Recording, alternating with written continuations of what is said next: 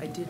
Okay, I think we're ready to start. 59. I'm going to call to order public meeting number 25 on September 4th of the Massachusetts Gaming Commission, and start out with our regular first item, which is the minutes, which I think we can go pretty quickly on those, Mr. Chairman, because they're not ready. Okay.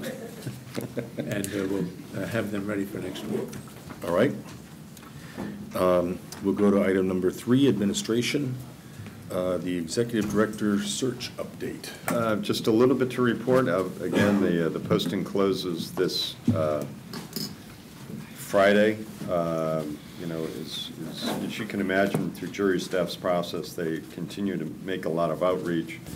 I suggested to them that by the 7th that they not initiate any new contacts, but if they were trying to connect with people as we went along to that September 7th date, that would still be part of the process. But I also have 3 more initial phone interviews scheduled for this week. So very impressed with the pool of candidates, as I'm sure you'll see, and we're working now on scheduling some of those in-person visits for candidates that should move to the next step.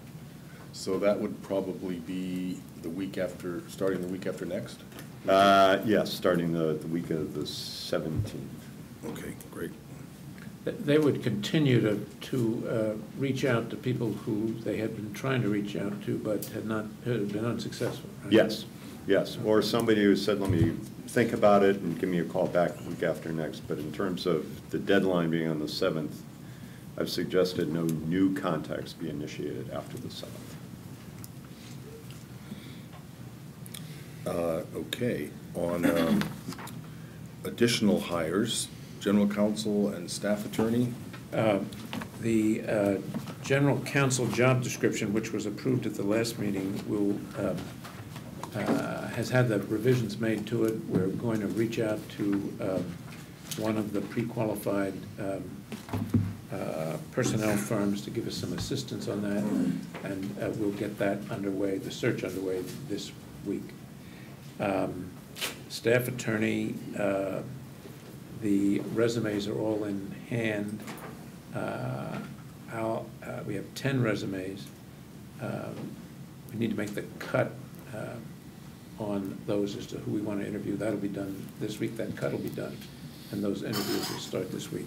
Commissioner Cameron and I are going to do the screening and then bring to you a final candidate for your approval. So I would think that one can be done fairly quickly, and we can be back within a couple of weeks. Strike that, we need to do the background investigation before we come back. But for that, we'll have a selection, I think, within a couple of weeks. I've also, pursuant to our discussion at the last meeting, reached out to the people who are running the internship program at the Boston University School of Law, and we'll send them our job description and see what kinds of candidates we get for that as well. That would for a one-year internship. I thought the job description and the write-up, everything looked great. It requires that they be a member of the bar. When do they take the bar? I don't remember. They take the bar the bar exam was given in June. So that will be done, yeah, okay. The results will be out soon. The results aren't out yet, but, okay. But by the time we hire them, they will be. Great. Deputy Director, Investigations and Enforcement. Mr. Chair, that job description was also approved last week, and some corrections have been made, and that will be posted this week. And I have been speaking to a number of leaders in law enforcement, public safety, who are putting their thinking caps on to assist us with recruiting some strong candidates for the position. And at the moment, you've decided to do this on your own, not to try to sign up one of the firms to help you out in the... You know, I didn't think that was necessary. I guess I would like to, as I've done with other positions, maybe leave it up, and if the number of candidates that come in is extremely large, maybe we would use the firm at that point for screening Okay, purposes. fine, it's your call, so that's fine. I think we'll get a fair amount of strong candidates for the position. Okay, great. The project management consultant, PMA, this is this consultant that's putting together our Gantt chart. Is there anything to update on them? Well, we could mention we had a meeting with them as a status since we last spoke, and we're shooting for a September 11, if I remember correctly, draft of an initial skeleton of a schedule. Right.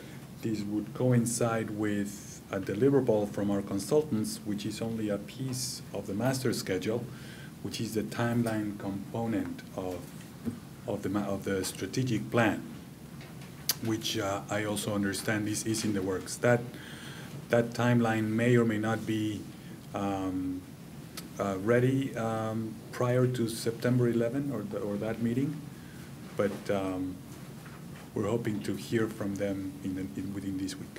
Right. And in our meeting with with PMA, I asked them to make sure that in the next draft we got not only fleshed out more of the consultant schedules, which is where they've been putting most of their energies, but the other major pieces like the communications and outreach, the research, Some of the big ticket procurement items. yeah, and personnel and so forth, so we could pretty soon start to get a bigger, a holistic view of the thing, and they seemed responsive to doing that.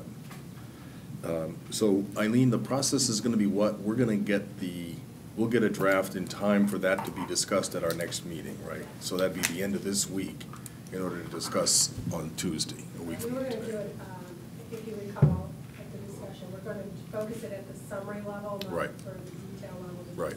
Get a better sense of those pieces, Right. particularly since we won't have enough opportunity to input the timeline from the strategic plan. Right. Okay, good. So that'll be on the agenda next week. Anything else on the project management consultant? Item number 4, the racing division. As far as operations go, Mr. Chair, I think, I just wanted to report that we did have our visit to Suffolk Downs last week, and I think there's a better understanding of racing operations by all the commissioners after touring the facility, meeting the employees. So I think that was a very successful trip as far as understanding our operations to a greater extent. The Director of Racing Search, we've got several last-minute, just before the deadline, applications in. So we're reviewing those submissions, and we're scheduling interviews at this time. Some of them will begin this Thursday.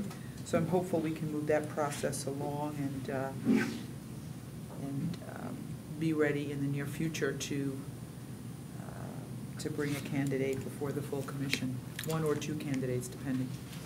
Somebody was going to get the legal paperwork from... Yes, that has been requested. Okay.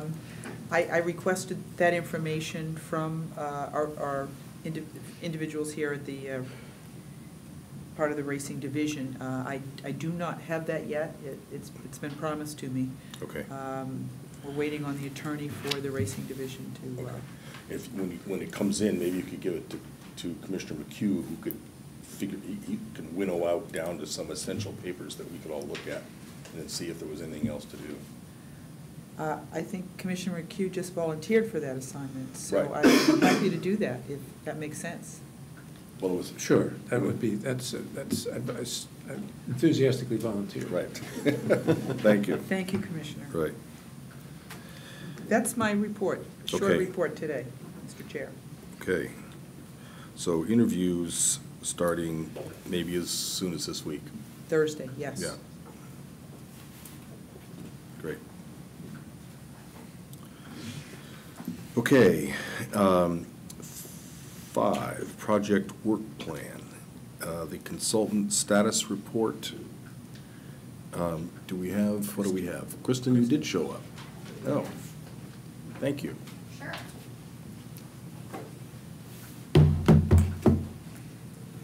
You can introduce yourself. I certainly will. My name is Kristen Gooch. I'm a project manager for the consultants, and thank you for having us here.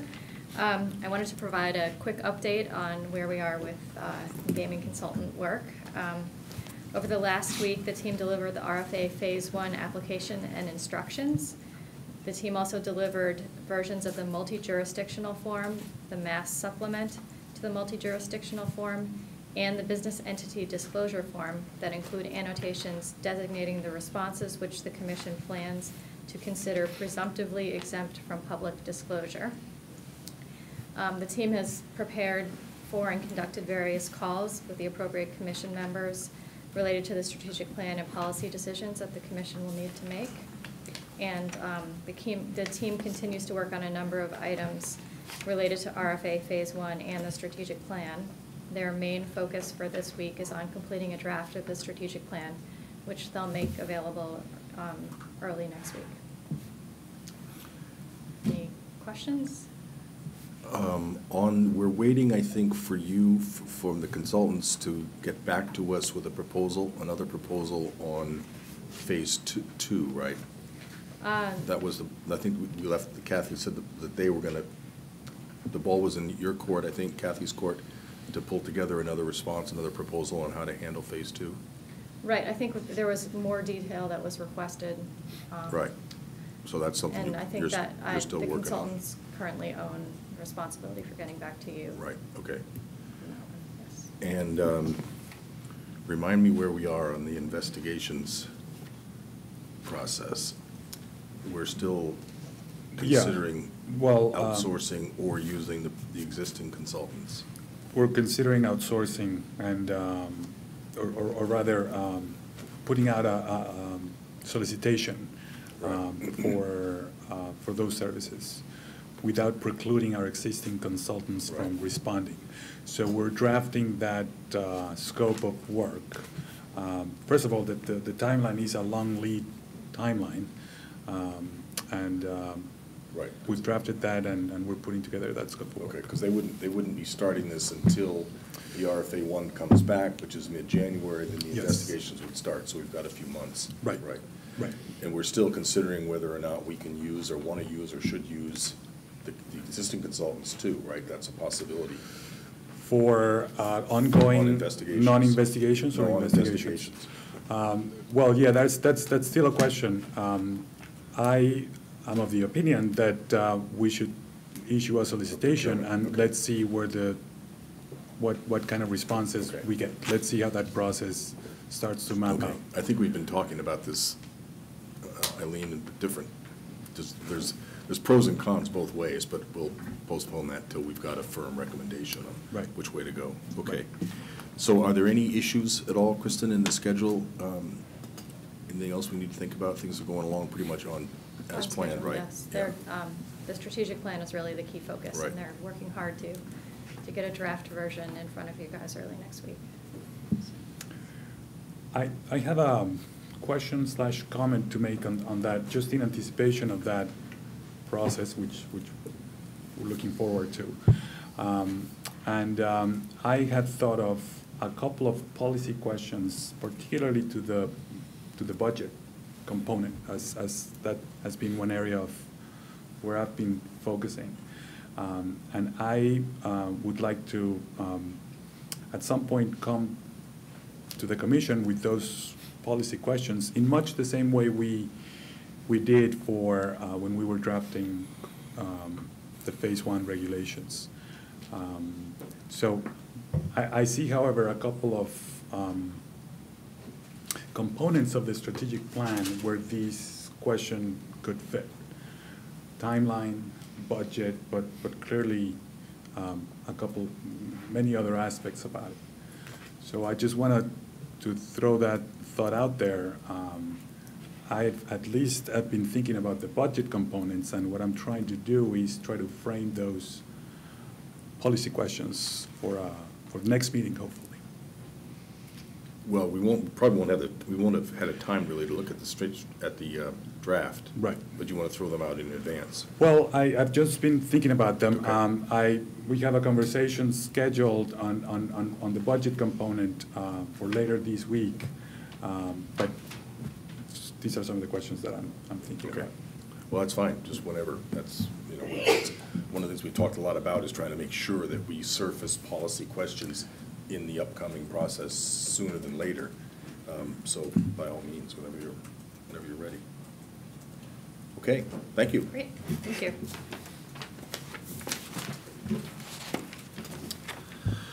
Okay, 5B, Phase 1 regulations. Commissioner McHugh, do you want to take the lead on this? Mr. Chairman, we have 3 documents in front of us today for approval by the Commission. They're the 3 components of the Phase 1 application, the phase that's designed to focus on the qualifications of the applicants.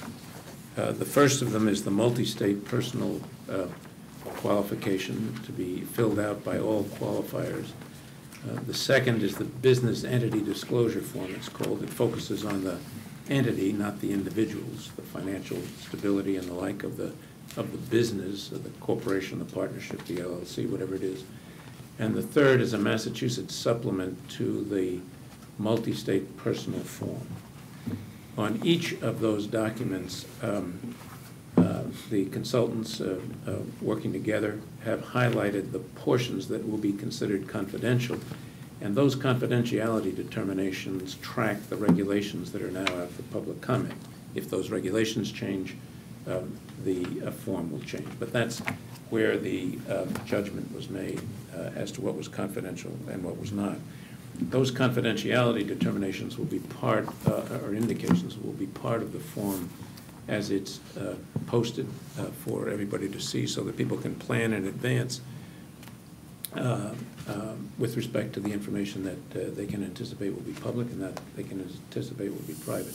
And there are, as you'll recall, provisions of the regulations that allow them to ask for a exemption from the public disclosure piece if they have information that presumptively is public, but for some particular reason they can demonstrate to us should be private.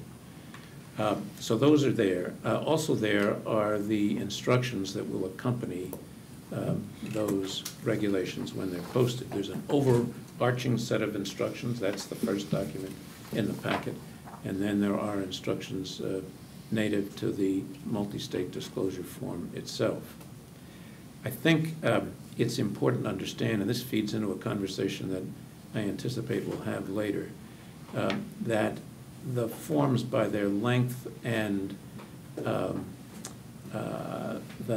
kinds of questions that they ask and require information for indicate how extensive this process of determining qualifications is and needs to be. And this is not something that is conjured by us. The multi-state form, the personal disclosure form, the business entity disclosure form, all are designed to deal with the kinds of topics that the statute requires us to investigate in making this personal qualification determination. It will take some time for a careful assessment by the applicants of the information that we require. It'll take some time to present it to us, even though the multi-state form is in general, I strike in general, a form that's used throughout the country and with which applicants will be likely to have some familiarity. But still, to make sure that the information is updated and presented to us in a complete and comprehensive form is going to take some time and some preparation.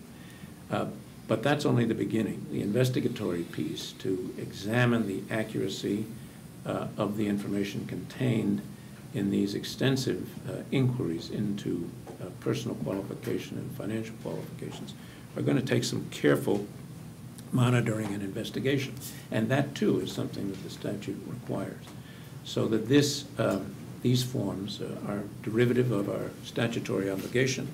They're extensive, they're comprehensive, they're designed, as the statute as a whole is, to ensure that the public is confident in the financial stability and integrity of those who ultimately are awarded gaming licenses and those who ultimately come before us for those gaming licenses. So that, with that prologue, the issue is, are there modifications or other issues that we need to take up before we distribute the forms? I should add one thing as I closed there, but and that is this: the forms are not required by the Administrative Procedure Act to have the same kind of scrutiny that the regulations themselves require. So the idea is to post these forms tomorrow, hopefully with whatever corrections we make, if there are any, to leave them open for comment for a while. That comment period does not have to close when a comment on the regulations closes, which is next Monday, and we can tailor those forms to the regulations as they are finally promulgated or as they're finally drafted, so that if in the process of getting comments on the regulations we conclude that a change to them is necessary, we can change the form so that they will continue to track the regulations. And now I am finished. Okay, good. So I was going to ask that. So these will be posted within the day or so. Right. But they don't necessarily tie to our hearing on the 10th. Right. Okay. Comments on the 10th on them are welcome, but they're Right. not required. Right. We'll have a mechanism for making written comments to them and for assessing those written comments. And then, of course, if there are comments, we'll bring them, summarize them, bring them before the commission. Right. Make a judgment as to whether we make any changes as a result. And are these in the packets? They are, right? Yes. Yeah, They these are. are in the packet. So the press has the, Right. has these to see what's going on. Okay. Well, we talked about I had questions, as we recall, from earlier on, but I don't have any more questions about them since we came to the conclusions that we did, that scars and tattoos is appropriate. Anybody else have conversation about these items? So I guess they're good to go. Okay. I'd like, if I might, a vote that we adopt those regulations for the purpose of publishing them to see if there are public comments with respect to their content. Forms, not regulations. I'm sorry, forms, that these forms. You want to Is that a motion? So moved. But I move. Second? Any more discussion about posting these 3 forms for public comment? All in favor? Aye. Opposed? Ayes have it unanimously. Okay, on this same item, I think, Commissioner, is also the proposed processing of comments on Phase Right. 1 regs. If you could walk us through this. This we can, there are a couple of things we need to decide, but basically the objective here is this. We will have our hearing on the regulations next Monday. We will likely get comments. We don't know what the volume of the comments is. So far, we've gotten none, which is a happy void. But we could get a high volume of comments. We could get a low volume. In any event, we need to process them. And so set out in this memorandum is a mechanism for trying to process them in timely fashion and get the input of everybody whom we need to consult. Basically, the idea would be to get the comments. Everybody will have, all the commissioners will have all the comments. We give the comments to Anderson and Krieger and ask them to array the comments in groups that apply to the particular sections that of the regulations that they address, if they are multiple comments, in some other fashion if they're not. Give them to the gaming consultants and the legal consultants, ask for their feedback, get all of that information, present it to the commission, along with the unexpurgated comments themselves, and then see what, if any, comments we think merit changes to the regulations, and do that on the Tuesday before the regulations are due at the Secretary of State's office, in order to meet our deadline. Make whatever changes we vote on at that time. We'll have a weekend to consider the recommended changes, and then publish the regulations on time so that we can meet our deadline of issuing this RFA 1 mid-October. So that's what this is designed to do. The detail is there. And insofar as the processing is concerned, that's the proposal. So we have to decide whether that's a sensible proposal, and that's the one we ought to follow. The other thing we have to decide is what we're going to do next Monday in terms of where we're going to be. And the only question there really is, are we going to be arrayed 2, 2, and 1, or 3, 1, and 1? And Yeah. so that's a question we have to answer.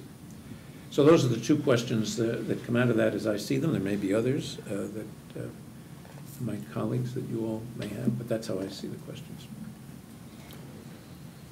Anybody? To respond to the first part of Commissioner McHugh's recommended plan, is this memo is extremely detailed, comprehensive. It looks like a sound plan to me. It even anticipates the volume of comments and the fact that we can compress if we choose to. So I look at that and think that that's a sound plan for moving forward, as laid out in the memo. As far as the 2, 2, and 1, I suspect the only issue was, did it make more sense? I'm assuming now, and I don't know this because I haven't spoken to you, any of you about this, but would it make sense to have 2 commissioners in Western Mass, since that's the area of the state which has a high volume of anticipated competition? And that would make sense to me if we anticipate maybe a greater amount of comments to have 2 commissioners out west. I believe that's what you were referring to, It was. Commissioner McHugh? Well, Okay. yes. I think that makes sense, and I'm happy to volunteer to be the second in Springfield. That's open to everybody. So I think it's a good idea, and I'm happy to be the one that goes out there. All right, the caveat there is important to keep in mind, and that is also in the document. These sessions are information gathering sessions. They are not interactive sessions in which we are, in effect, deliberating by talking among ourselves as to the comments or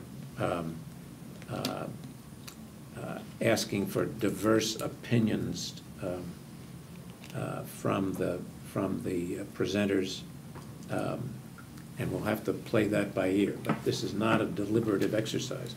When we put these regulations out for comment, we're really doing just that. We're looking for comment. Then we take the comments back. We'll have the transcript. We'll have all of that, and we will have an opportunity to deliberate later on. But with this array, it's important that we use it as an information gathering session. Right. Yeah, I was going to highlight that point too, because that's sort of counterintuitive, Right. and it needs to be reinforced. Right. And we'll have to wrestle with what's merely answering questions and what's interpreting and deliberating. We are trying this high-tech conference where we will be acting as if we are one meeting. So the speakers in one place will be able to see the speakers in another place, and we won't be able to hear questions from each site simultaneously. We'll have them go around, which sort of extends things, but we thought it would be good if everybody could participate in this together. So although we don't have any idea how many people are coming, and also just to reemphasize, we started the meeting at 4, but we are running as late as 7 in order that people who are at work but can then have time to get here and rush over to make comments if they want. So it'll be Commissioner Stebbins and I in Western Mass, Commissioner Cameron in Southeastern Mass, and Commissioner McHugh and Commissioner Zuniga in Eastern Mass. Quick question, are there any instructions that we should present at the start of the hearing to people who, are planning to step up to the microphone and offer comments? Yes, I think we should lay out, I think we should do 2 things. I think we should lay out the format that we're going to follow, i.e. that it's an information gathering session, that we are not going to engage in decision-making, going to take the information that people present to us, and that's the purpose of the meeting. Secondly, that the topic is the content of the regulations, not the idea of gaming or non-gaming or site selection or the other. The content of the regulations, things that should be changed, things that have been omitted, and the like. And those alone will be the comments that will be in order. And third, depending on the volume of people who appear at each of the locations, some mechanism for assessing the time. And we did not include in this notice, and perhaps the next time around we will, a requirement for advanced sign-up if you want to talk, speak, or present. So we'll have to make that judgment on the fly when we see how many people are there, and perhaps a show of hands at the beginning of how many people want to speak, and then some consultation in public as to how to handle that would be the way to do that. But I think those three things we ought to talk about as we begin. Commissioner, possibly we could get just those three items laid out so that we will, and we can kind of read from that, and that way we'll be presenting the exact same information in each region. Sure. Yeah, if you wouldn't mind doing those three bullet I will. points, that'd be great. And perhaps we can have, perhaps we should have, perhaps we should have a sign-up sheet for people who want to talk. At each place. At each place. Yeah, I think we should. And that would be better than a show of hands, so Yeah. I think we can do that. Yeah. Mr. Chair, what are the venues? Was that finalized at this point? Yeah, does anybody in time? remember offhand what they are? They are posted, I think. It's Massasoit Massasoit. Community College in southeastern, which is in Brockton, Massachusetts, in southeastern Mass. Springfield Technical Community College in Springfield. And the convention center in Boston, right? Our orchestrator here, does any one site have to serve as the focal point? And if I'm going to be in Western Mass, can I go ahead and share the meeting from there? Yes. Doesn't matter, okay. Yes. Okay. All right, but I think we should, in case there's a system failure, then we'll just, if something goes wrong, each of us will just have to operate independently and go through each site independently. Yes, but there's not going to be a systems failure. No chance. Never. Right. Okay, great. Any other comments or questions about item 5B, 2i, the proposed processing? Okay. 5C, technical and other assistance to communities. We haven't had, I don't think, any formal inquiries that needed a response, right, Commissioner McHugh? We have not. Yeah, I've not gotten anything. The Ombudsman, And sorry. we've been answering, Director Driscoll's been answering along with Brandon Milby, comments that have been coming in. And that process was complete. I think we're up to date on the comments, on the questions that have come into our gaming question line. So there's nothing that's hanging that requires the commission to make a determination at the moment. Yeah, I'm not sure that we have followed through on the interested party speaker format, which we need to get a form out to the people who have requested and just have something on the website. I don't think we've quite done that yet, but. There is a presence on the website, but I think we could It is highlight it more. amended, separate for people that are interested party speakers, or is it the same? The protocol that Commissioner Stebbins established Right. does have a presence on the website, but I don't think it's pronounced enough. I Okay. think we have to revisit it. Okay, and have we sent that out to the people that have, who have asked to speak to us? It went out as a press release, but I Okay. think we could probably send it. To target it individually. out to the Yes, 2 or 3 we can do people that have been pending, okay? Yeah, we can do that. Okay, great. And the Ombudsman search, Commissioner. Still wrapping up some reference calls. I think I mentioned last week that Richard Henderson from Mass Development, who's their VP of Real Estate Development, had offered to do some follow-up calls with some candidates. He's doing that this week. Last week was his first week back in the office, so he's catching up, but he's doing that this week. So we're moving ahead. I was hoping to be a little more optimistic of when we get our finalists all squared away, but we're moving ahead with some of those follow-up calls. So we had been hoping to get finalists this week. Right. Does that look I would say we're in the next week before we can have a Okay. date to bring Let's finalists in. push as fast as we can, because there's a lot of need. Okay, so Ombudsman finalists next week. Okay, item 5D, Springfield schedule and process. This arises initially, well, I guess actually, it arose last week, first of all, when we talked at our meeting last week about the process there that was going on, the multiple sites. Nobody had really anticipated that there would be multiple sites in one community. And we talked a little bit about the process last time. We kind of opened it up that we needed to look around for other information.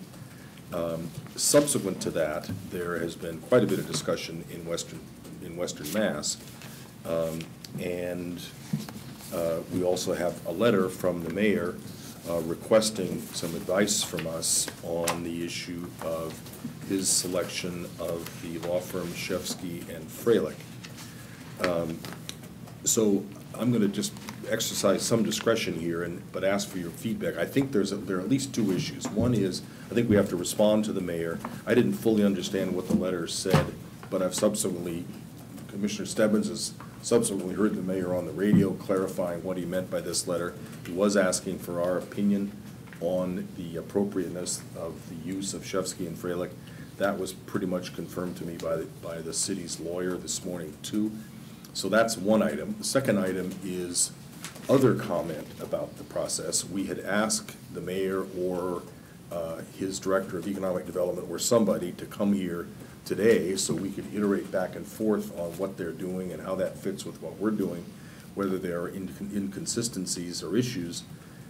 We didn't ask them until Friday. That's pretty short notice. They weren't able to make it. They will come next week if we want them to. Nevertheless, the questions hang about whether we continue to think that the process, or whether we think the process that they're conducting out there is compatible with our legislation, with good policy and so forth. So I think those are at least two different topics, maybe more than that, but at least two. So maybe if you're all set with that, let's start out with the first one on the Shefsky and Freilich question from the mayor's letter, and then we'll move on to the other one. Well, I'd be happy to start off with the letter, Mr. Chairman, and say that in my view, we have a entity that's created for precisely this purpose, and that's the State Ethics Commission. And it does not seem to me that we are competent, qualified, or statutorily empowered to answer questions of that kind. There is a process for obtaining advice from the State Ethics Commission, both informally and formally. That process is posted on their website. The conditions for it are there. It's easily accessible. And if there are questions of this type, it seems to me that's the direction in which we ought to urge the mayor to go. I seem not to have the notes from the lawyer that I talked to this morning, and I wanted to clarify.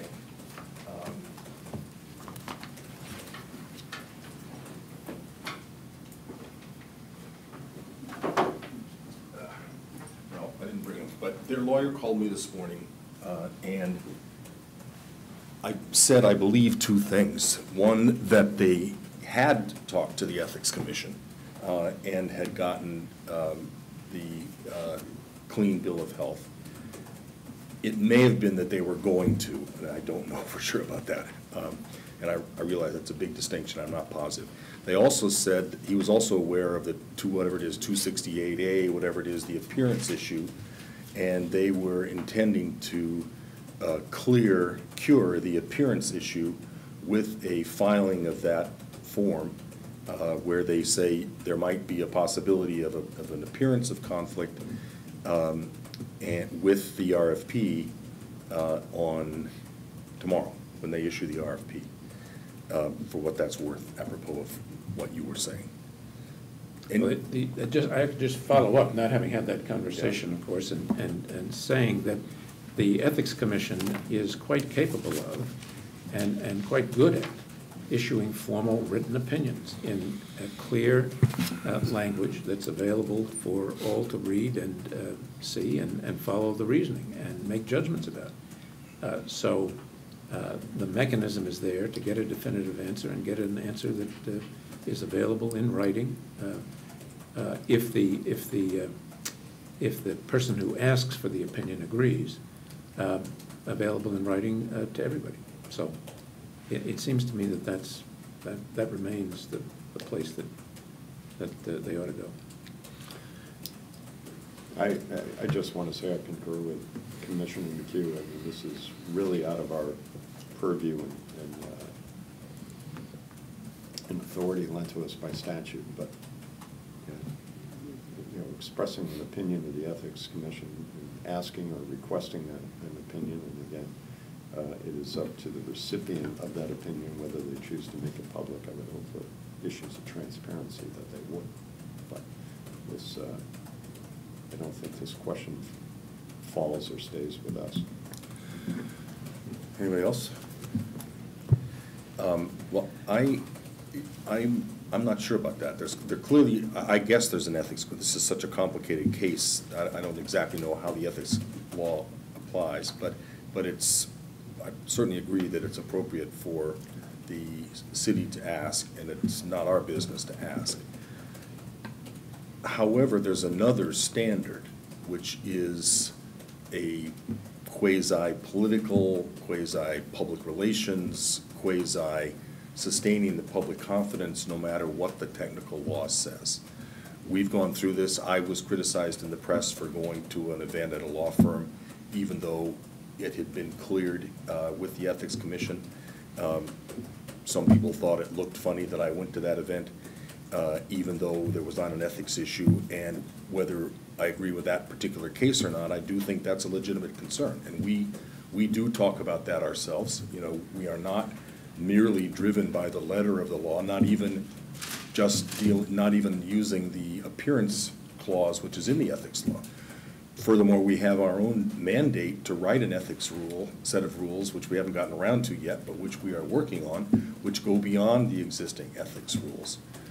So, and this is not a rhetorical question, this is a question. Given that there has been controversy about this, given that we have been asked to speak to the issue, should we speak to the issue as asked at that additional level of scrutiny?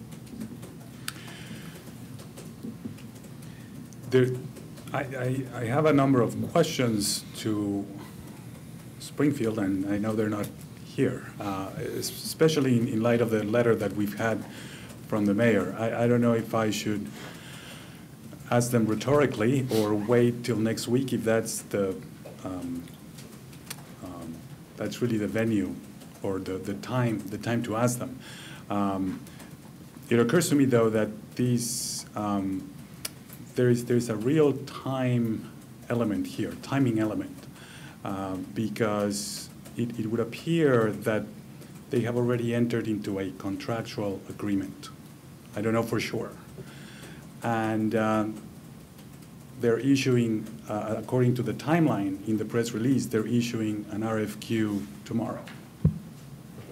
So had we been discussing this prior to such a timeline, maybe the context would be different. But I just wanted to kind of throw that out there. Yeah, well, I understand. And I did ask the mayor's office if they could postpone their launch. So when all this stuff started to come up, whether we would, they would postpone the launch so we could talk to them next week before they started this, and they were not able to do that. So we're stuck with the time frame that we've got. But insofar as that, and I have some concerns about the second piece that I'm sure we'll all be discussing, the question is how to most appropriately deal with them. But on this ethical piece, we do have an obligation to and are going to promulgate an enhanced code of ethics for ourselves, for the Alcoholic Beverages Control Commission, the state police, and the Attorney General, people who work on the Gaming Commission material. But we have control over that. We have regulations that apply to the people who will apply, who will be working directly for us. I think to go out and start either investigating and making judgments about conflicts of interest that the Ethics Commission has blessed, and Or may. pardon me? I'm not sure they have. No, no, Yeah. if they have. Even if they have, okay, If yeah. they have. Because it goes back to my first suggestion, that people go to the Ethics Commission and get a written opinion if there's a serious question. But then for us to then begin the process of conducting investigations beyond that, because these are all fact-driven questions. We can't answer them in the abstract. We've got to have a hearing of some kind. We've got to get the facts. We've got to make a judgment about the facts. Potentially opens a door that leads to a very wide room and potentially a large range of business. And secondly, requires us to act in an area for which we have not promulgated standards, and quite frankly, I don't know how you write standards for the rest of the world as opposed to the people who are going to be employed directly by us. So I think that the time consumption involved potentially in conducting those investigations and the criteria and developing the criteria and standards for those investigations present enormous difficulties, and that the Ethics Commission, with its precedent and its procedures and the like, and its enforcement arm, remember there are penalties that attend violation of the ethics laws, is in the best position to deal with these kinds of questions. If I may speak to these matters. I think that we don't have enough information yet with regard to a selection process for and they're asking for our opinion with a very limited letter that they send us with basic facts, not enough facts to opine. And I also agree with the fact that the Ethics Commission is the appropriate venue. Although I think we may have a role in these matters, but we do not have enough information yet. And we could sit here and take shots at the process, but I'd prefer personally not to do that without more information. And one or two ways. Mr. Chair, you could go and sit with the mayor and ask a number of questions. Sometimes things may have been considered that we don't know about, that weren't written in the paper. Or maybe you could shed some light on issues that they may not have considered and would be willing to consider at this time, meaning that the officials in the city of Springfield. So I think that would be helpful. Or are they willing to come here and speak to all of us? And that's the unknown. I know that they were unable to be here today, but I think that at some point we need this information, and we need it in a timely manner so that we can make wise decisions moving forward. Because I think there are a number of issues that may require a decision, but at this point I don't feel like we have enough solid information to move forward. And I would like to gather that information quickly, and I don't think we can do that without a direct conversation with officials in Springfield as to why, a number of questions about the timeline, about the selection of this consultant. Those are the things that I feel like I don't have enough information about, and would like to know those things before we take any action moving forward. Mr. Chair, can we make or reinforce the distinction that Commissioner McHugh was talking about earlier? I don't know if we've moved on from the issue of the appropriateness of the selection of Shevsky and Froelich, and the second question in the mayor's letter, which was the process question and the timeline. I just wanted to reinforce that There are two separate it's two separate issues, and maybe we should just continue to talk about them Well, it may be separately. That would be helpful to me too, but it's because they're so complicated, but Commissioner Cameron may be saying she doesn't think we should make a decision on any of either of the two things. Well, I don't personally, by reading this letter, I don't have enough information. Well, there's more to it than this letter. Oh, agreed. I mean, there are news reports, there's my conversation with the lawyer, several conversations I've had back and forth, or emails back and forth with Kevin Kennedy, the head of, so it's more than just this letter. It's the clarification that we've got from this letter. It's the news reports that, where the mayor has said that he is looking for our guidance, where the lawyer said he thinks they're fine, but yeah, they're looking for your guidance. And a news report also, which, you know, I don't think this one was in quotes. I think this was the news media interpreting what the mayor was saying. But there was a news report that we directed. There's a sense in Springfield coming out of this clause here that it drew from us. So it's, you know, it's not just this letter. What, I'm sorry. The news report said that the mayor said that we were, that the city was directed, following a process that he was directed to follow by the gaming commission. Yeah. Well, that's not what this letter says. No, but that's the way it's, as I said, I can't remember whether that was a quote or whether that was the media's interpretation of a quote. But there is a clear perception, as there is implied in this letter, that the selection of Shevsky has some approbation, some approval from us. Well, this letter says, and I'm quoting now, "I understand that our city staff drew from the commission's consultant selection process when procuring the services of Froelich and Schiff." Right. That strikes me as saying that they looked at what we did and they tried to follow it. But we certainly have not given them any aid, assistance, encouragement, advice of any kind. But it has gotten interpreted that we have, that's what I'm saying. And it seems to me we ought to correct that interpretation, and we have reliable folks right here who can help us correct that interpretation. But in terms of further facts, as a minimum, before we do anything more in this area,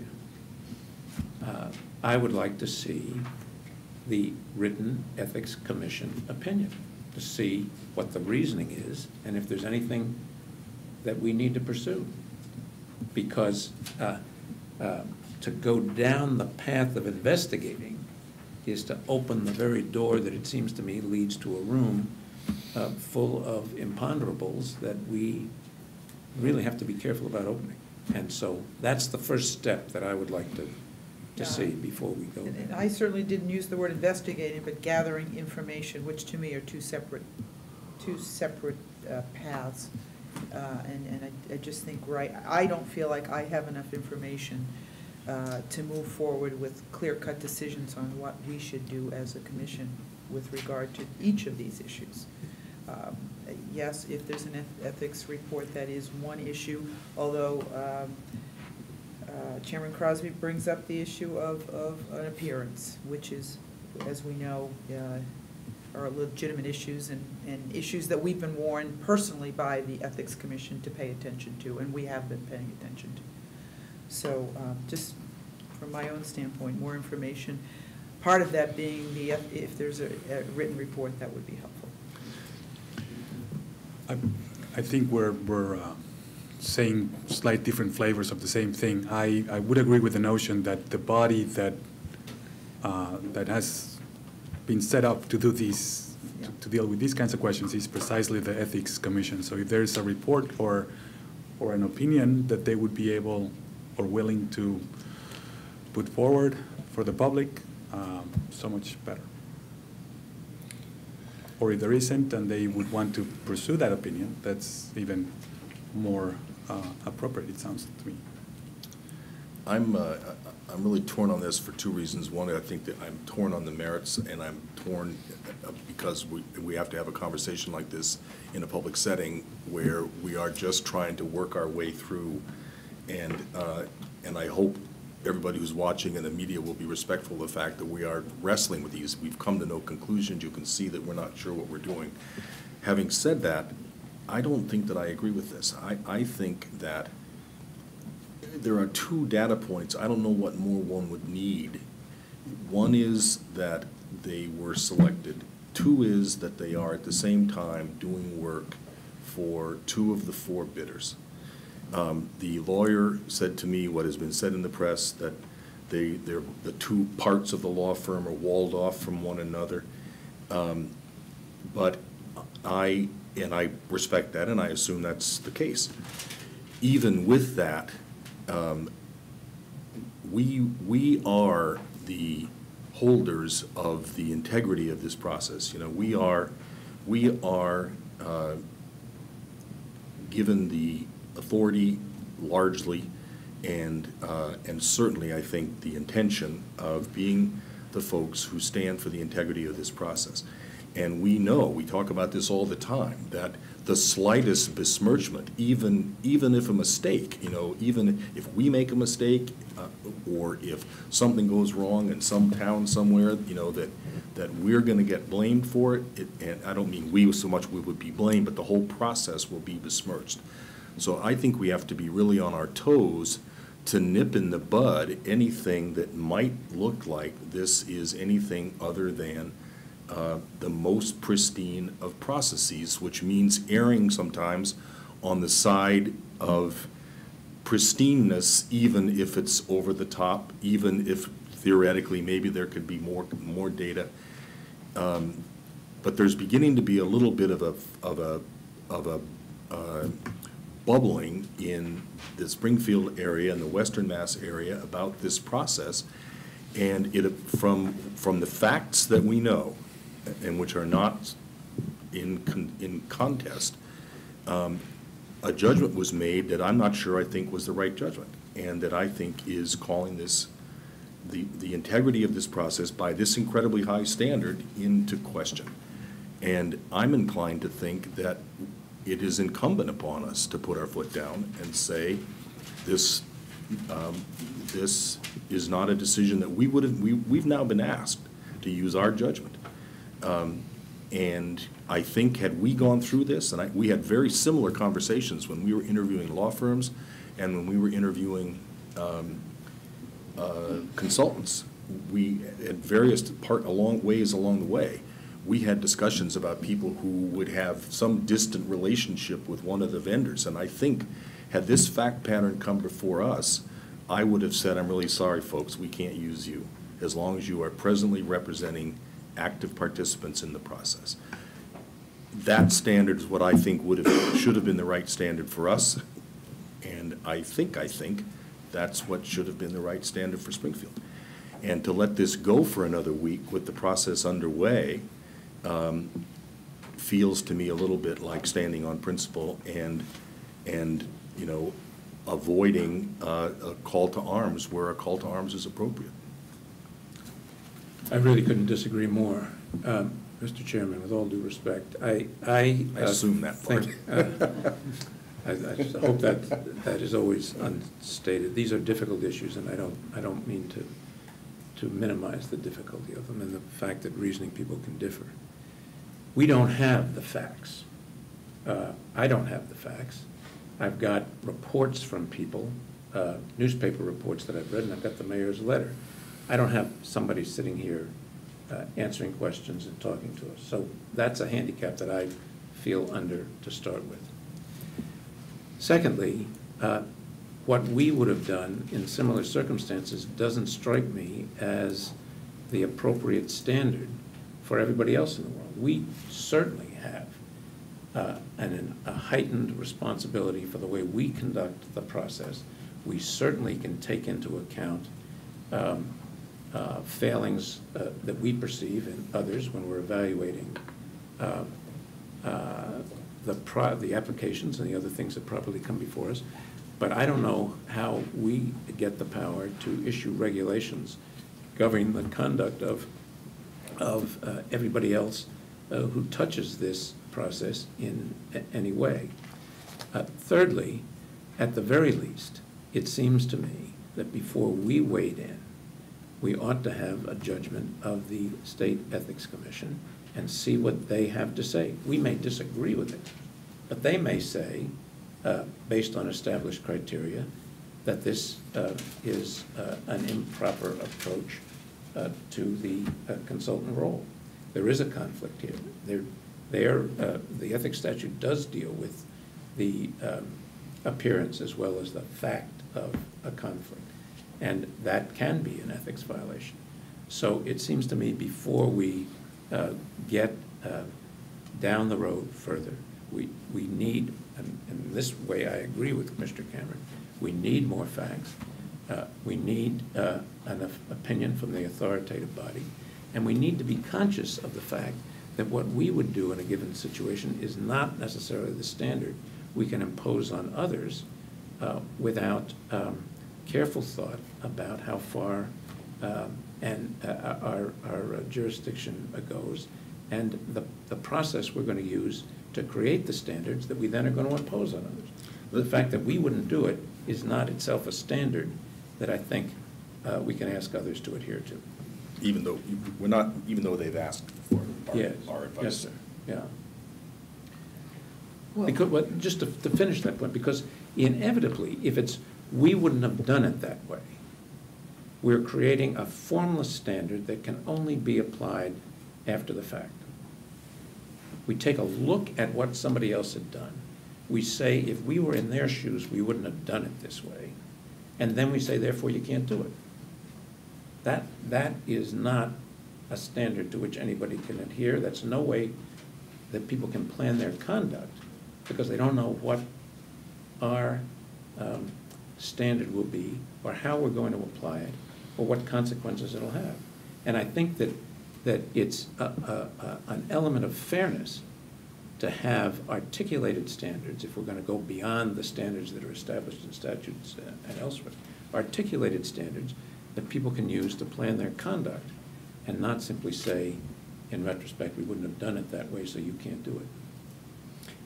I'm very concerned about that. Yeah, I pick up on this notion of the kind of retrospection piece that Commissioner McHugh just outlined. I mean, certainly it would have been helpful if,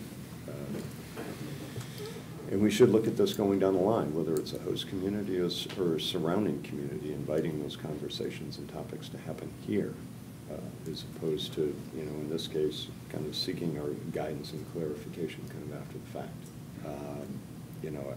Again, just dealing with this first topic, which is, guidance and clarification on this matter, because, as the mayor alludes to in the letter, a potential casino license applicant has raised questions about a potential conflict with the city's consultant. I wholeheartedly agree and think that first stop is the Ethics Commission. If they've approached the Ethics Commission, they've seen a ruling, it'd be great if they could share that ruling with us, just so we have it for our information. If they haven't, that should be the Commission's recommendation for them to do right out of the box if they haven't done that yet.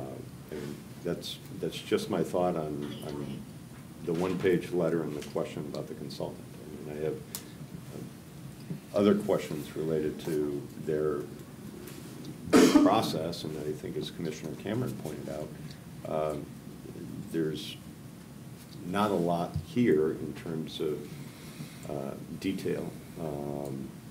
Things in their process, how they may overlap, how they may conflict with the process that we are required by statute to undertake. I know that according to their timeline, they talked about a phase 1 RFQ/P being issued tomorrow. I would think that it would behoove us, to send a letter to the mayor, send a letter to the city authority to say, we have too many questions about your process, and to make sure that our process is follow the statute and the letter of the law, that you hold off on starting this process until we can meet with you a week from today. There's just not enough here in the press release and the timeline, I think, for us to have a clear picture as to what they mean by their process, and in due respect to the city. And again, we've mentioned it here today. Nobody really, could foresee a scenario where one community was being pitched by 4 and I guess potentially 5 potential applicants.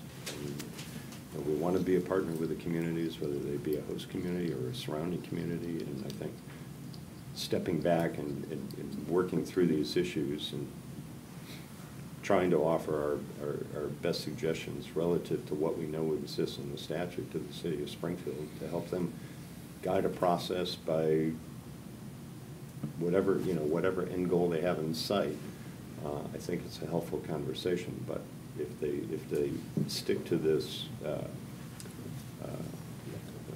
calendar of issuing a Phase 1 RFQ/P tomorrow, I would like to think we could have a communication back to the city, say, please hold off on this process or initiating this process until we have a chance to talk with you face to face and learn what our concerns are and hear what your concerns are. But I think to Commissioner Cameron's point, there's not a lot of heavy detail in terms of the information that they're looking for, what these applications will even look like. And it's tough for us to make a determination without having a lot of that information from us. Any more thoughts?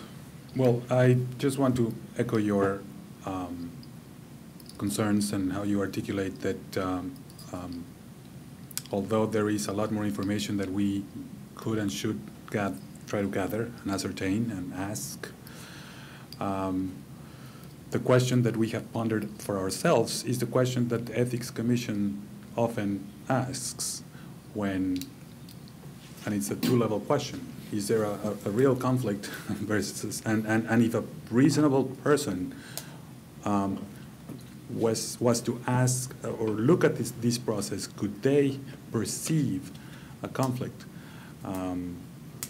That's an important consideration. So I don't know to what extent the city asked itself this question or these two questions.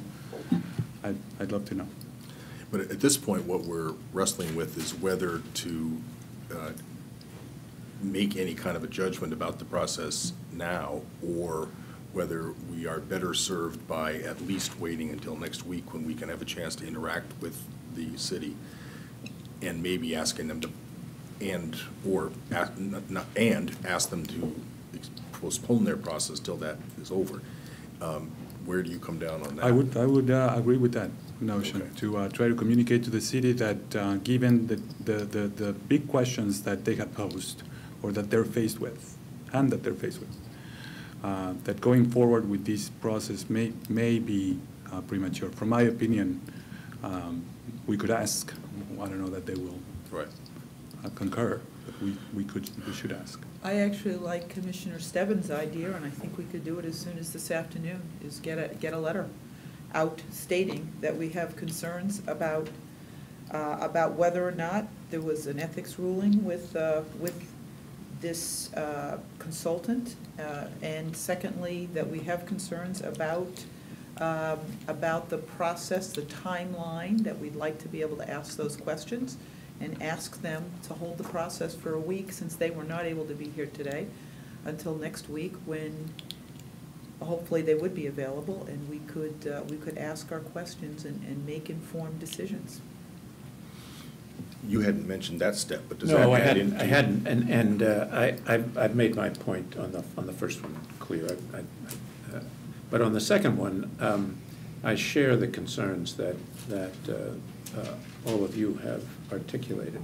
I think that this process can't really work in the right way unless there is coordination of some kind between the cities and towns that are affected by it and the commission. And I think we certainly have the final say. We have an enormous responsibility.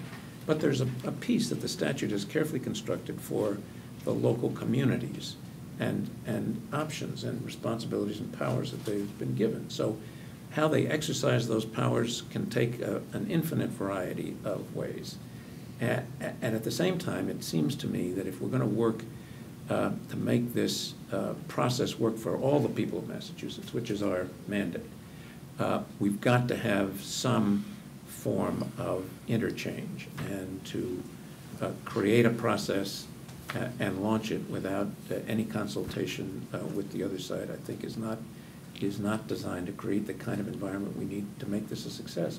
I mean, we are going through a regulation promulgation process to set up the standards and criteria and timeline that we're on. We're having these kinds of meetings and seeking input and commentary from the public to make sure we've taken into account the things. We've received helpful information from people who are going to be affected by the regulations, and it seems to me that's the way our end of the process ought to work. And And we ought to be working with cities and towns to make sure there's a synchronous process between us and them as well. So I would agree with a letter saying we've got some concerns as to how this interface is going to happen.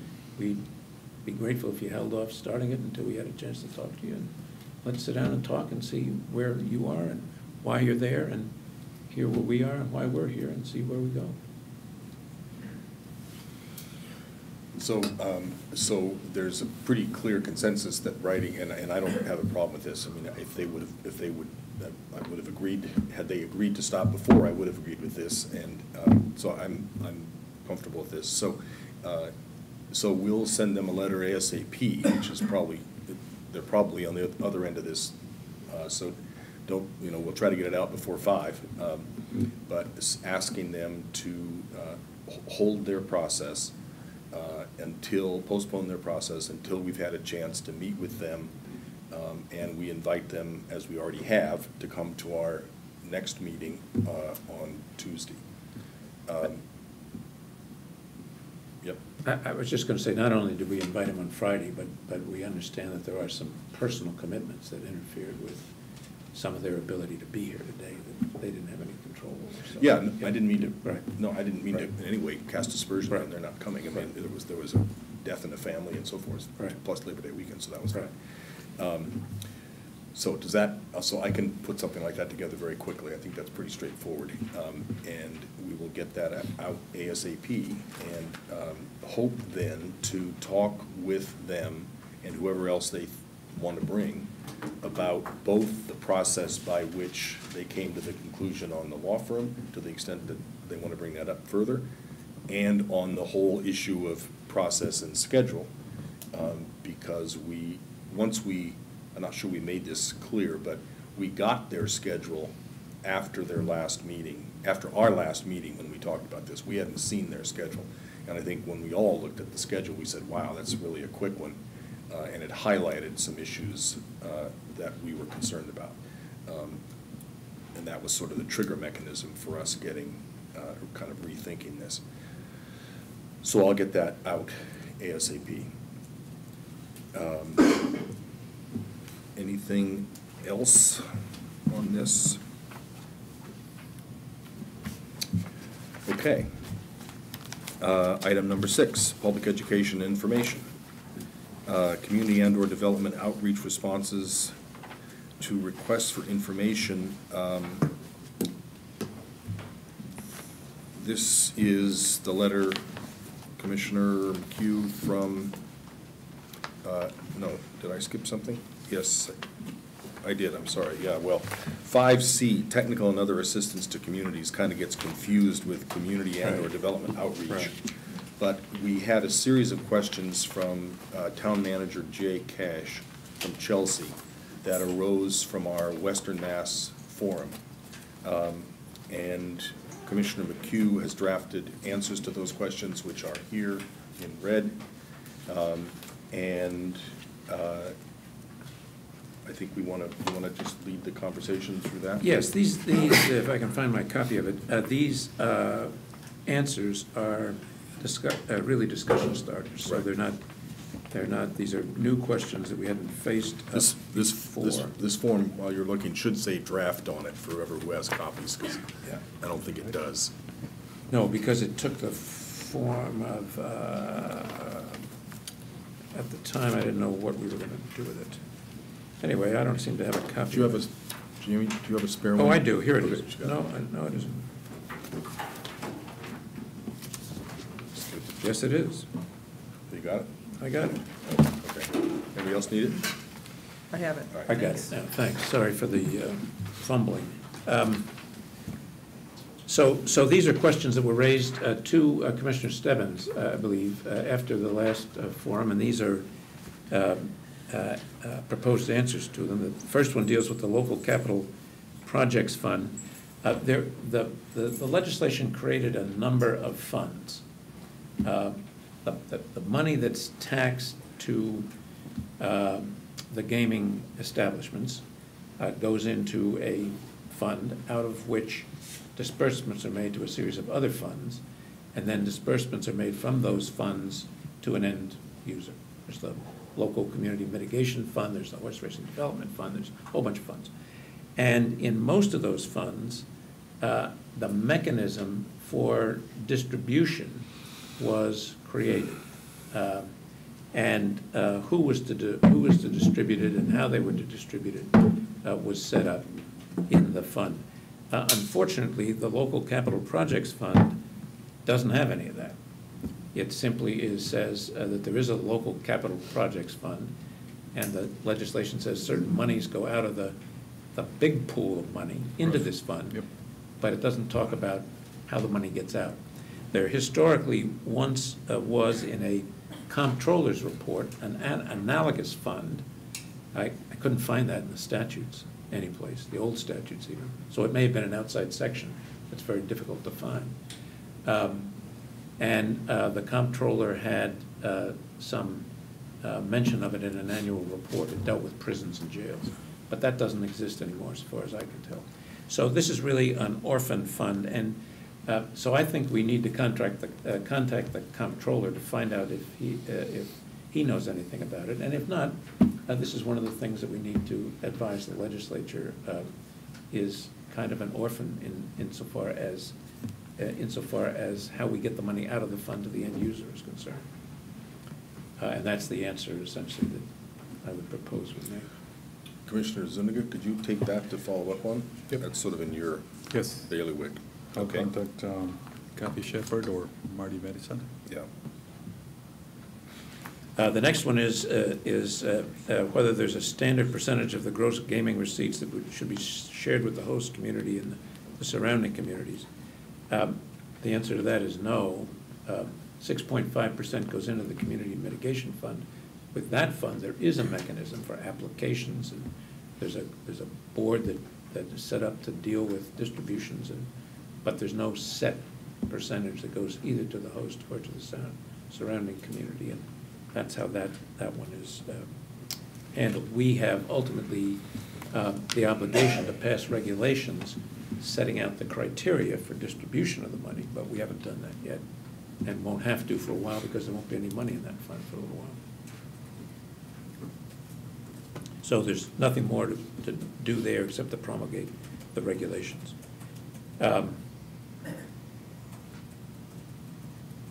The next question is whether host and surrounding community agreements include payment for unrestricted local government use, or may all funds have associated mitigations? The answer quotes the statute. The bottom line is mitigations are what the... On this one, Yeah. they're asking about host and surrounding community agreements. What you answered on was community mitigation fund. The host and surrounding community agreements probably include payments for anything that the host community and the surrounding communities negotiate. Or at least, You're absolutely right, Mr. Chairman. I misinterpreted that question. So I think they've asked a different question than I answered. right.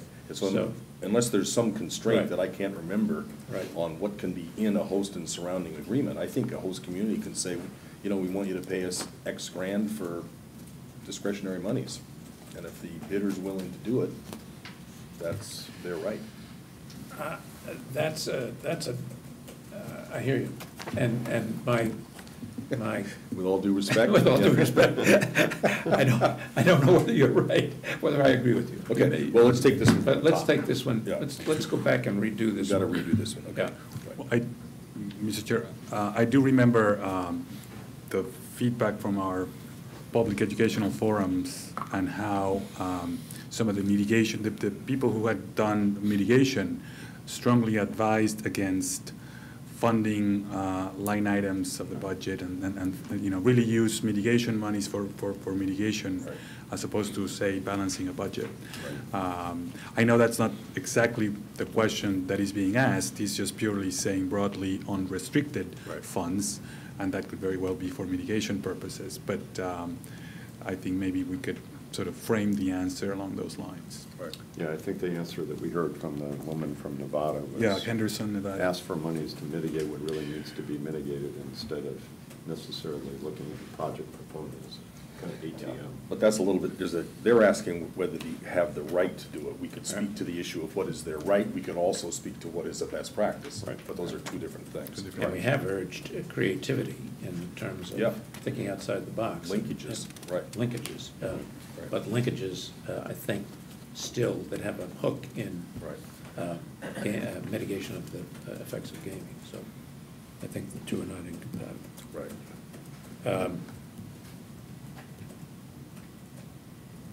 The next one is, will community mitigation funds be available to communities prior to construction beginning or facilities opening? I interpreted this question again to be based Fund-driven? on the statutory funds and not the funds that are made available by developers in the host community agreement. So maybe, I think this is the correct answer, which is no, there won't be any statutory funds available until there's revenue. But maybe we ought to add to the answer, the funds from the host community agreement for mitigation will be available according to the terms of the host community agreement. Right. I mean, that's already taken place. Yeah. And surrounding communities as And well. surrounding because communities as well. That's right. that's another process that also Right. happens. Right. Right. And I don't know whether this changes the question or not, but the 50K for community mitigation is not a minimum. I mean, sorry, is a minimum, it's not a Right. maximum. So Right. we can go back to the developers and say it's required more money, but that may not change the answer. Yeah. That money is statutorily focused on defraying the costs of negotiating the agreement. And I think their question is Oh, okay, right. broader. Their question Right. is on broad-scale mitigation. Yeah. So, but the host community agreement could certainly say, starting tomorrow, we'll give you money to build a new railroad. Right. Could we also address this question in terms of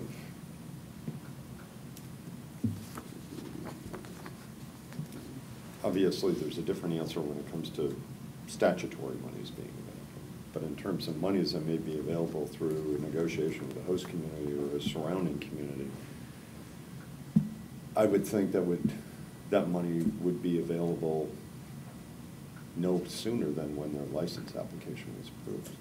I mean, that sounds like a regulatory question for us to get to, but in terms of when they would be responsible for freeing it up to a host community or a surrounding community, that linchpin date should be upon approval of their license application. Well, that's It's a regulatory question down, I would assume, in the RFA2 process, but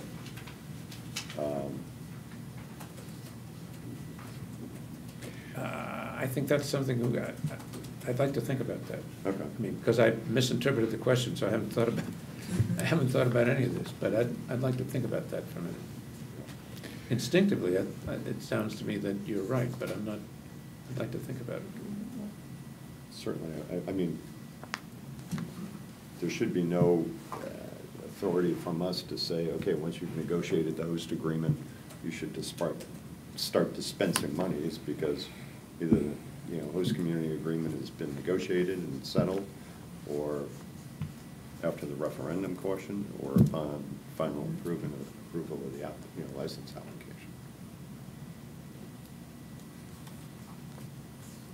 Are we ready to just, should we go back and take another draft of this and then reconsider these, Mr. Chairman, or do you want to Yeah. see if we could solidify a position now, or what should we do? I would think it'd probably be easier for you to take a stab at them and Okay. do them again. All right. And I'm meeting with Jay on another topic on Wednesday, and we may just invite him to clarify some of these questions. Okay. Well, that'd be fine, yeah. That'd be great. Then let Commissioner McHugh know if The there's clarification. Yeah, all right. The penultimate question, well, no, I haven't quite gotten to the penultimate question. Are mitigation agreements contracts, and assuming so, can municipalities legally enter into 15-year contracts with a casino? And the answer there, it seems to me, is yes and yes, for the reasons that which say they are, the agreement's a contract. In fact, the statute talks about the commission ensuring, taking steps to figure out how to enforce the undertakings that went into the host and surrounding community agreements. They are contracts, they're enforceable, and they can make an agreement of whatever duration they want, recognizing that the licensee may not be around if it's a 100-year contract. I mean, it seems to me that gets into a situation where it might be unwise to do it, but they can do whatever they want. How will the Gaming Commission determine the social impacts the communities say they are experiencing? There's one that I think really needs a lot of thought, so that the answer is we haven't decided that. Part of the application process requires us to look at the application and the plan that's been submitted for addressing these issues, make an independent judgment, get consultants to help us look at things, to have a hearing. I think all of those things go into it. And then there are policy committees that are designed to take a look at this. And we can take a look at it during the course of the hearing. So in a more formal sense, we haven't decided that. Is it talking, can you turn the temperature down in here? Is that possible? Okay, try it. Thanks. There's, when I read this question, I thought also that there was this additional dimension. I think the answers are right on point, but the role of the Ombudsman, as we have talked about, and their ability to coordinate with regional planning agencies and other secretaries or agencies, maybe something to consider here. If we take a broader definition, a broader definition of the social impact question, not just perhaps problem gambling, but mitigation if it's in a broad sense. In its broadest sense. If its broadest sense. Yeah. And looking at this question, which seemed to be a lot broader than the other ones, I would think or make the suggestion to a host or surrounding community, if they are worried about the social impacts, how would they come to us and justify it in 3, 4, 5 years without, just as we're looking at some type of baseline research to assess the impacts, recommend or suggest to them, well, you need to have some baseline research. It can't be anecdotal that now you have an uncle with an addictive gaming problem. Well, did he have it before? Make a clear, kind of devise a clear baseline as to how they know what they were experiencing. Okay, we should include that too. All right, then the final one, can a table of all the revenue sources and how they can be used and assessed and accessed by municipalities be published? And that's a great idea. We should do that. We have the annotated statute that's up on the website. We could put a chart up there that simply picks off that in a simple, easy to follow format and show what funds are available and how they can access them. So we can do that. Great.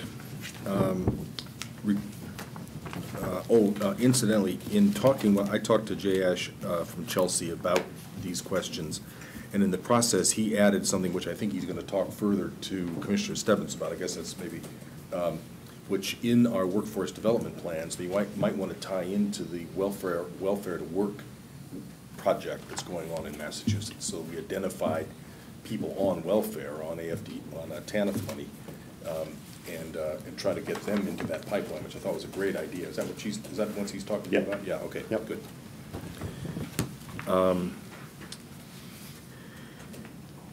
There was also a letter that came in from a citizen about the issue of commenting on free and discounted drinks in casinos versus the happy hour thing. It was a thoughtful, well-written letter. I sent it around asking, is this something that you think we ought to think about putting on our agenda? At least one of you, Commissioner Stebbins, got back to me and said he thought that would be a good idea as long as we did it with the ABCC. And I'm thinking maybe, or I'm just putting on the table, would it be a good idea to see if we could invite the ABCC to come in and sort of give us an update on where they are on these issues, And, whether we want to weigh in or not, I don't know, but it'd probably be kind of good. It's something which they're very involved in right at the moment. It's going to involve us in due time. We are asked about it. We're not really up to speed on it, so would it be a good idea to have the ABCC come in and talk to us about that? I think the ABCC would be great. I don't know if there's appropriate legislative staff that might be involved in the debate or discussion on this issue. In terms of finding a group that may represent a block of business or industry that's mindful of this issue, I think the NFIB is either weighed in opposition to the don't quote me on that, but there may be a business entity or a business group that could represent the businesses potentially being impacted by a decision on this one way or the other.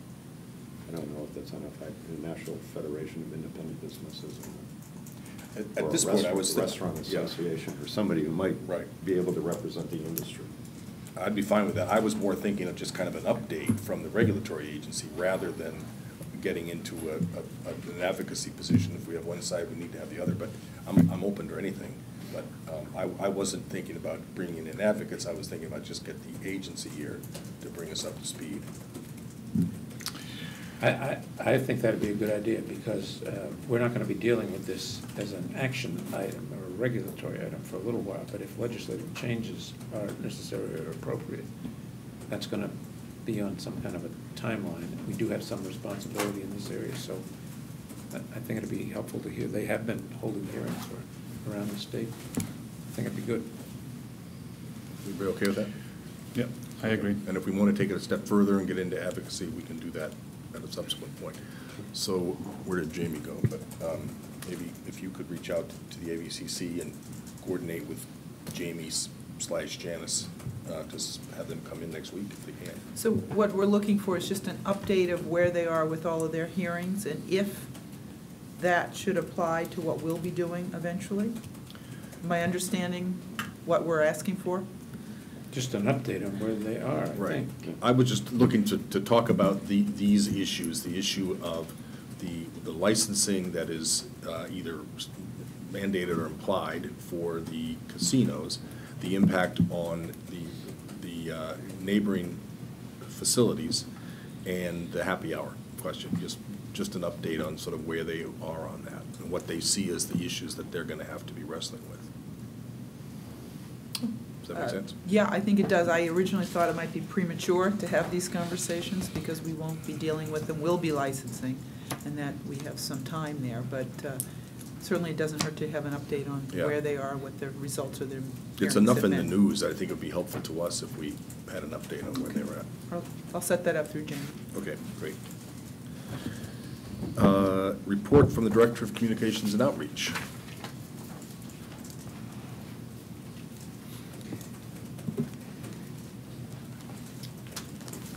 Good afternoon, everybody. Good Welcome. afternoon. So I have a relatively brief report today, but am pleased to tell you that we are still on track with our website and branding project. It does appear that after a thorough review of some excellent proposals, we have been able to identify a vendor moving forward.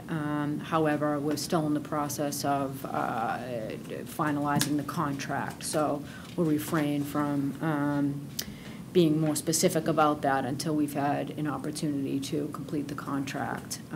But like I said, there were many excellent proposals, so that was the good news and the bad news. But I'm very confident that we've identified someone that will give us a terrific product for a good budget, and we'll be able to proceed relatively quickly, but it'll be intense for the next 8 weeks or so, because I would like to see a very short turnaround so that we have this infrastructure available to us as we continue to get extremely busy with the release of RFA1 application and other critical deadlines that we want to meet. That's where we are right now, and like I said, I think we should be able to disclose that by the maybe end of today or tomorrow is our goal, because I'd like to start no later than the end of the week on that process. I also put out yesterday a release on just the large volume of speaking engagements that commissioners have over the next several weeks. We really commence tomorrow with an aggressive schedule that will take us through the next 6 weeks or so. Commissioner Zuniga, along with Chairman Crosby, tomorrow will be with the Construction Management Association of America at Wentworth. On to the Worcester Chamber of Commerce. The following day, Commissioner Stebbins will be doing the Neponset Valley Chamber of Commerce before the end of the week. And there's many speaking engagements, as I said, over the next 6 to 7 weeks. So I've just been working hard to promote those and continue to discuss our aggressive outreach efforts. I will continue just increasing awareness of the Speakers Bureau so that we can continue to add dates to our agenda. Great. Thank you. This is another topic I'm just going to ask about, if you know how many people are signed up for the diversity and inclusion. You know, I don't have, Janice told me that, that the numbers are actually larger than any forum at this time that we've had. So I think she told me, I want to say somewhere to 50 to 75, I don't know if anyone. 78, okay. So, yeah, so at this, you know, compared to other forums, it's the highest that we've been at this time. So we anticipate a great turnout. Great. Good. Thank you. All right. Great, thanks. The acting ombudsman reports, that would be me. It would. Me. You. You. There are no other inquiries other than all the inquiries having to do with the Springfield situation. I haven't had any other people looking for appointments or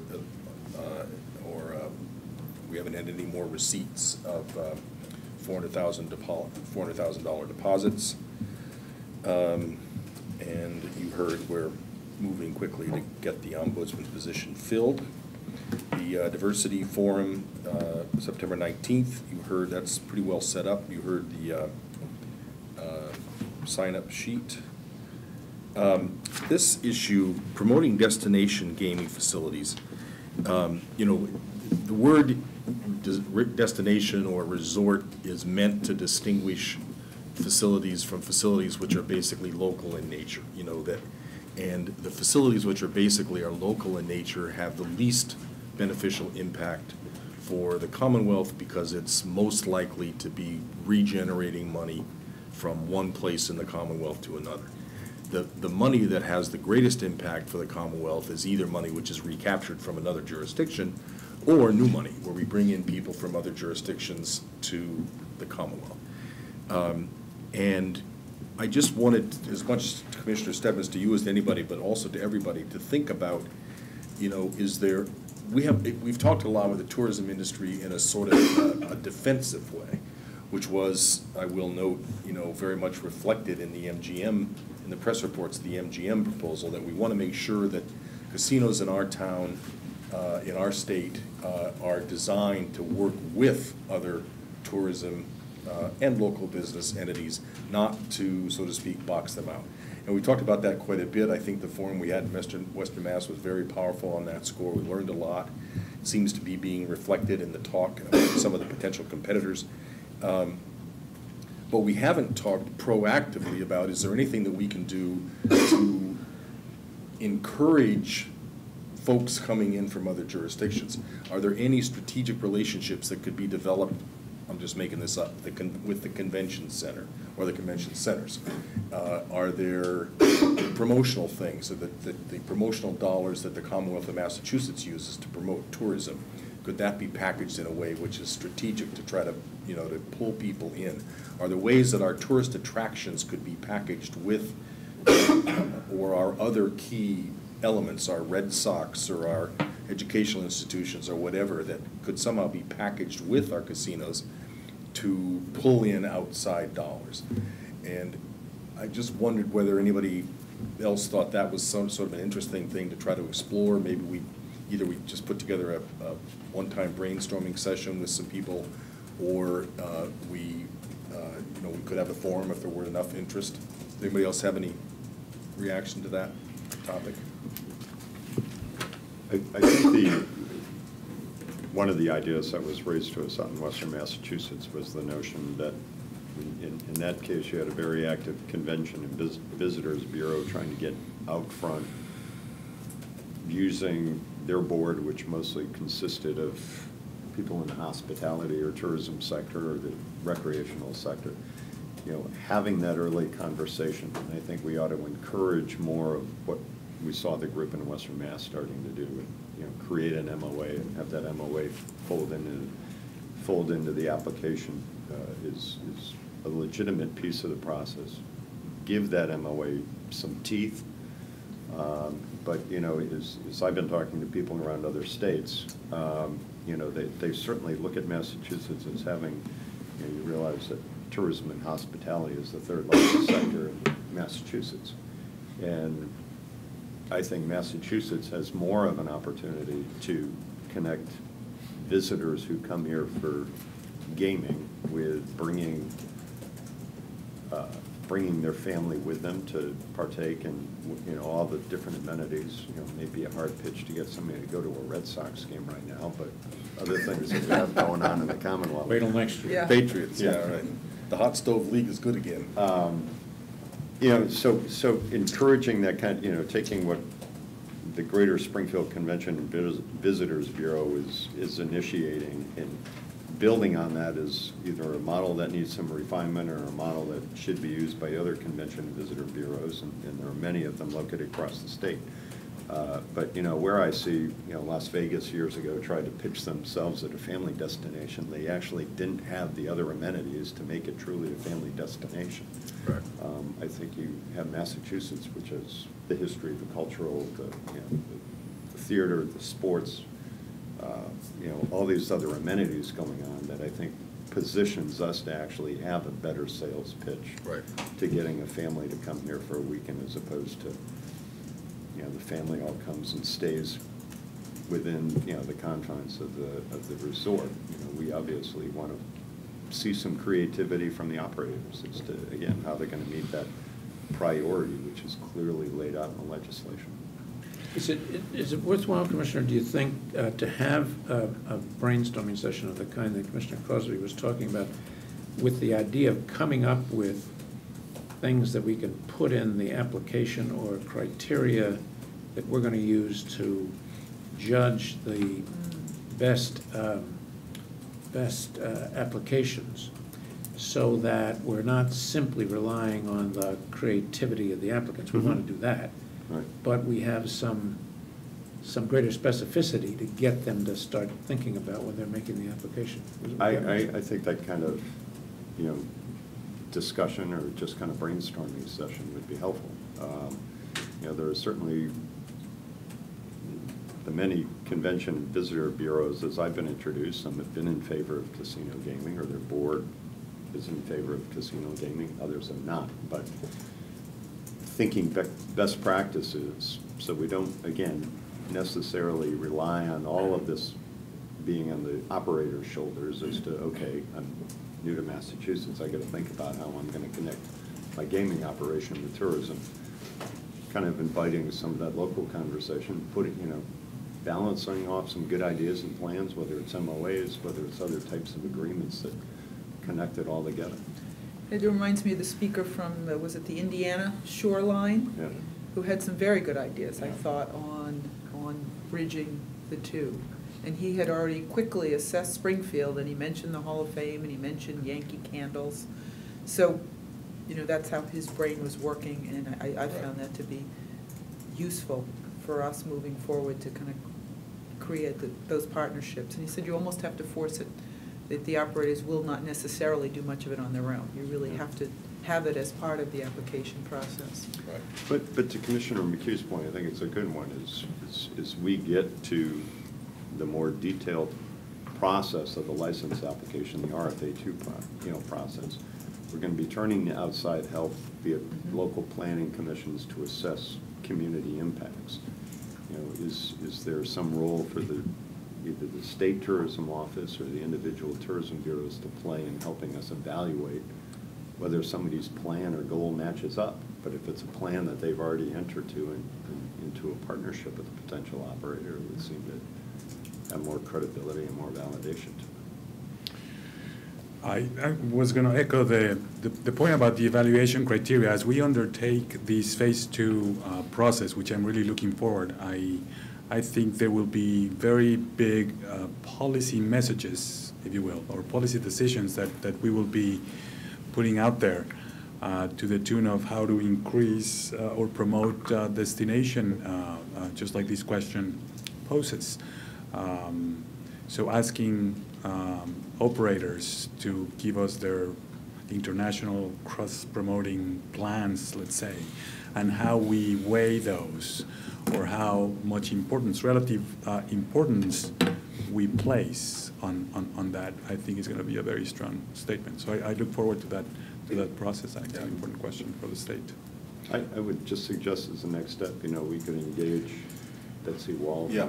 head of travel and tourism, and Right. have her think about a group that we could begin to have this conversation. Yeah, I think that's a good That'd be idea. great. Yeah, and what we did with the diversity and inclusion, we had a session, and then out of that came enough interest that we turned it into an educational forum. So let's you and I, Commissioner Stebbins, follow through on that. I think starting with Betsy Wall is a good idea. Great.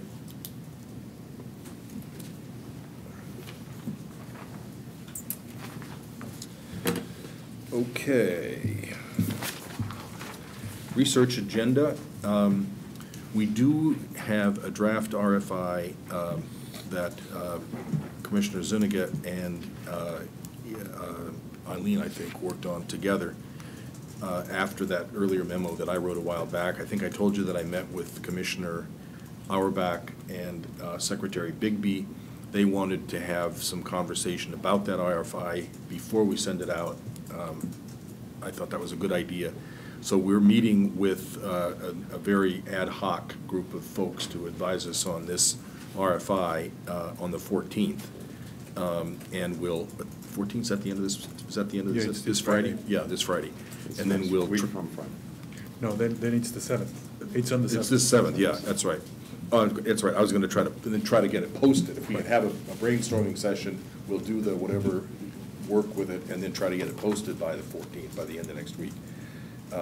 So we've sort of slowed down a little bit on this, but we're going to try to get this out, and I think it's a good idea. There are people from the lottery, people from the legislature, other people that are invested in this project, as well as HHS and public health, and I think getting them involved early on is a good idea. So that'll keep chugging along. That's it for my agenda. This agenda, any other items that we forgot about or missed? Motion to adjourn? So moved. Second? All in favor? Aye. Aye. All opposed? Done.